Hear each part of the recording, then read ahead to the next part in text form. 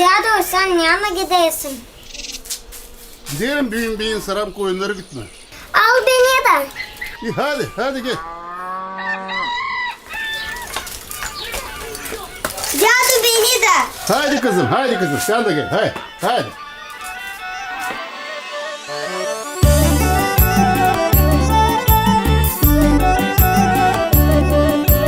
Yanına gidesin kuzucuğum.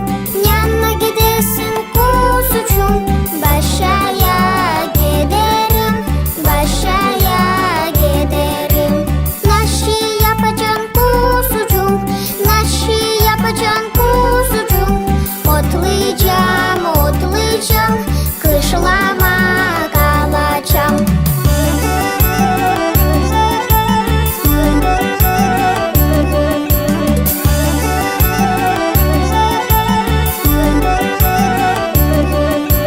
Naşi otlayacaksın kuzucuğum. Naşi otlayacaksın kuzucuğum. Lanacık otlayacağım. Lanacık otlayacağım. Ne su otlayacaksın kuzucuğum. Ne su otlayacaksın kuzucuğum. Nyam nyam nyam otlayacağım. Nyam nyam nyam otlayacağım.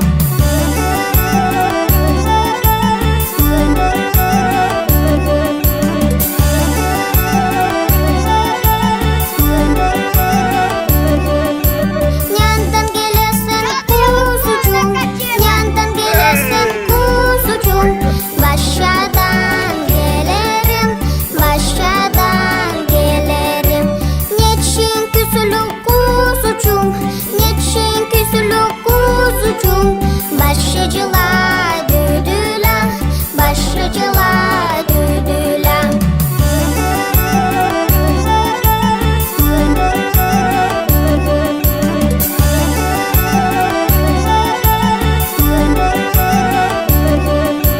Ne su düdüler kuzucuğum. Ne su düdüler kuzucuğum. Şlap şlap şlap düdüler.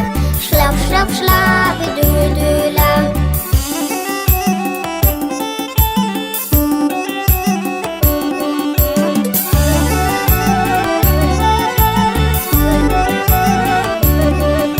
Şlap şlap şlap düdüler. Şlap şlap şlap düdüler. Görüşürüz, sabah yarın gideceğim.